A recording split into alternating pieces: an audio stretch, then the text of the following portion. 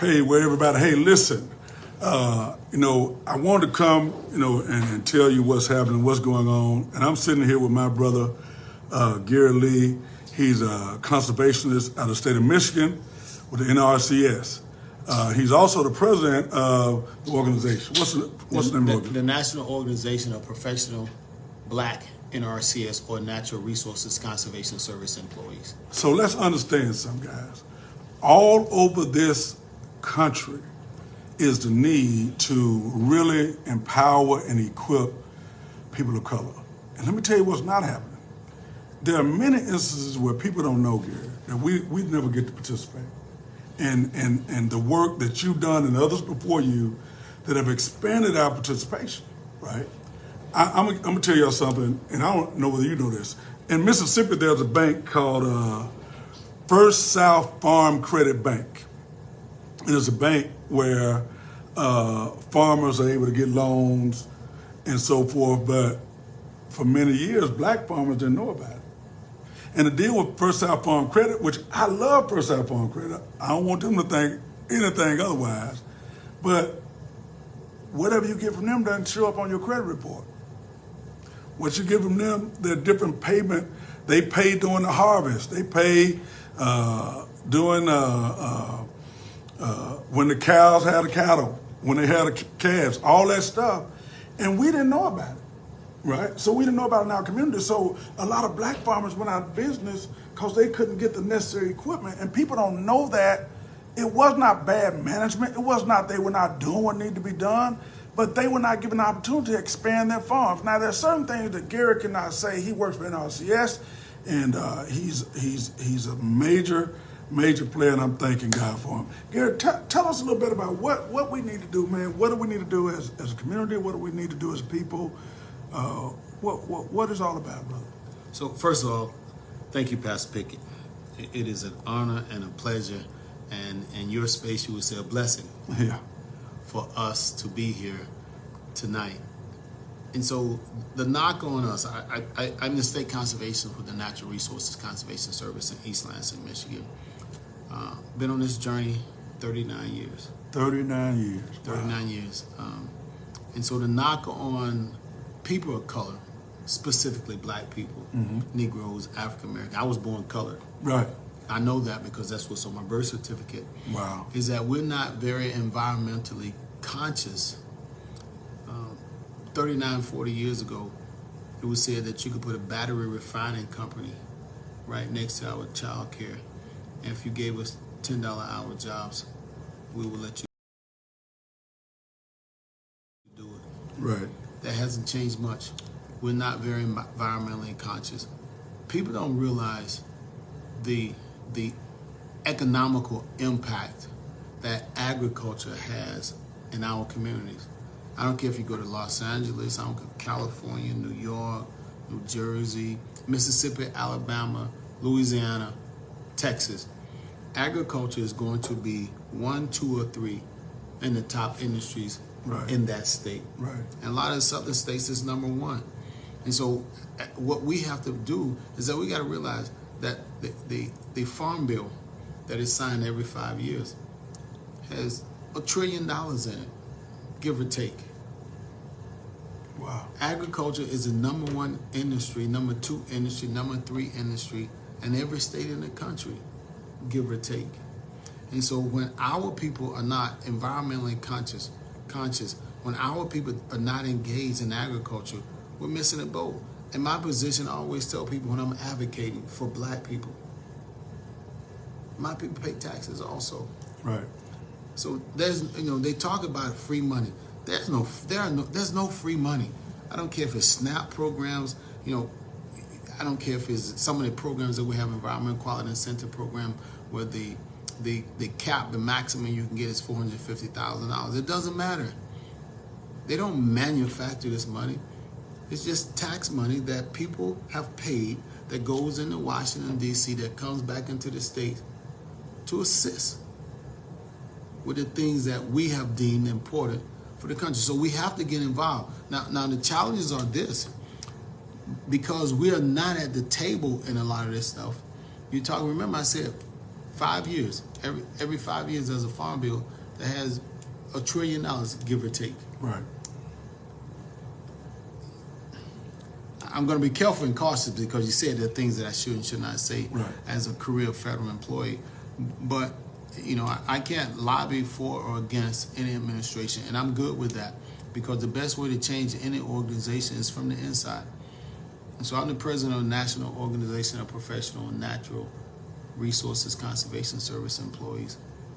And basically what we want to do is we advocate for more people of color, black people specifically, to enter into the field of agriculture, both as farmers and also as employees of USDA.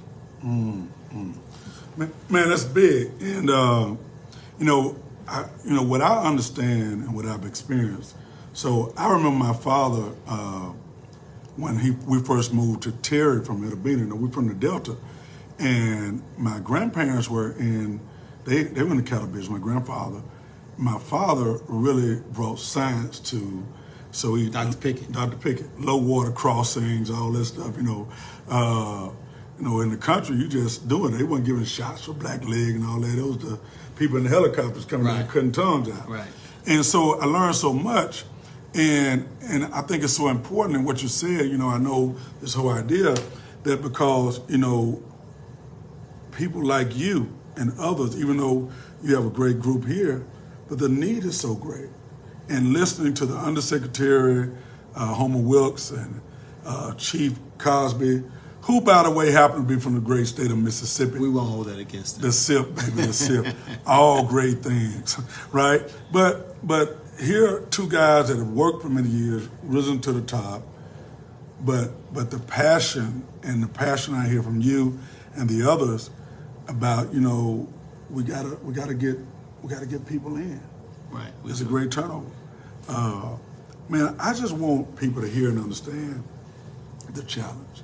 And what people hear a lot from me is about the issues that we're facing, and quite frankly, what white people in my community are doing to us, right? And what they're doing and what sellout black people are doing. But that's not really my platform.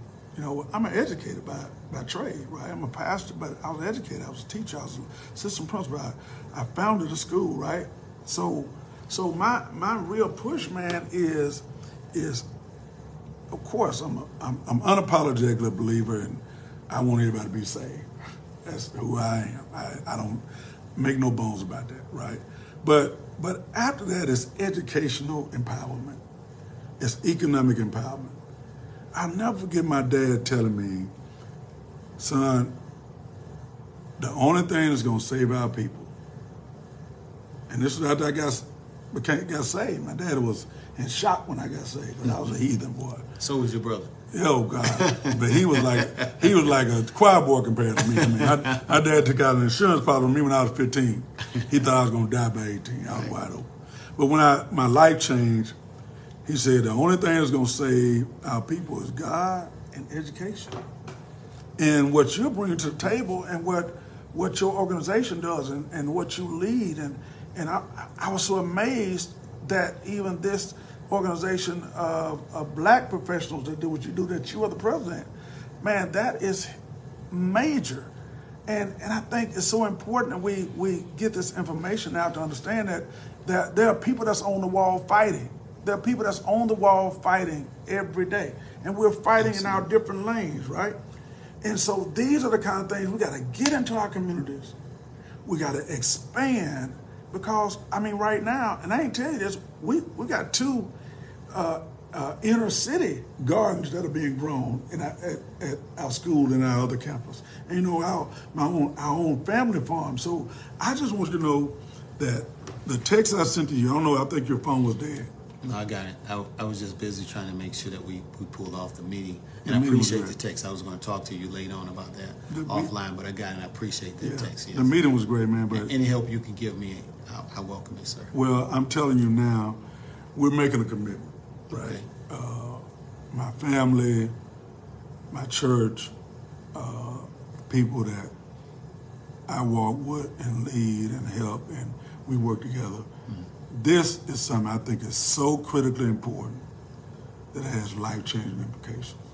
So I look forward to working together, man, and making it happen. And what else? What would you leave with the people, man? What would you say?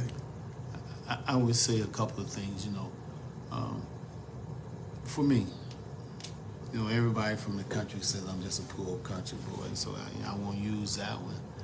But I will quote someone from Mississippi, Dr. Wilkes. The first person I heard say that, I'm pretty sure he didn't coin the phrase, but he says, if you see a turtle on a pole, just remember somebody help him get up there.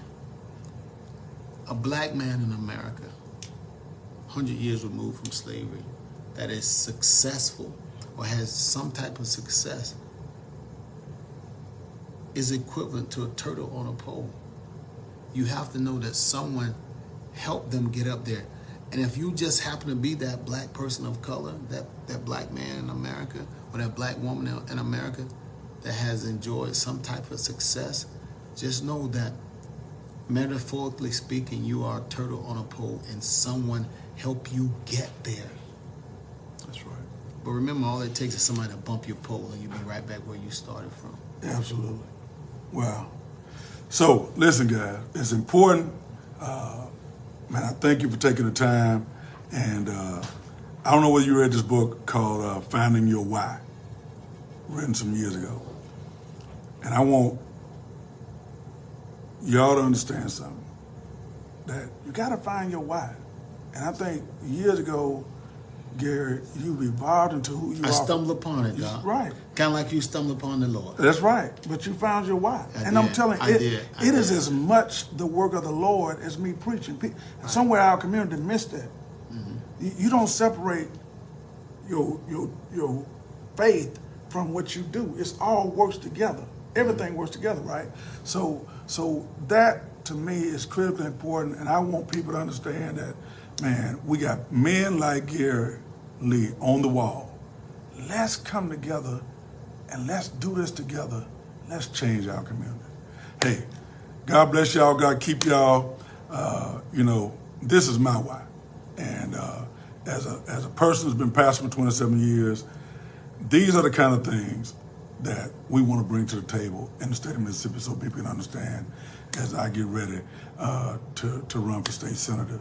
And who knows where it goes from there, right? But here's the deal.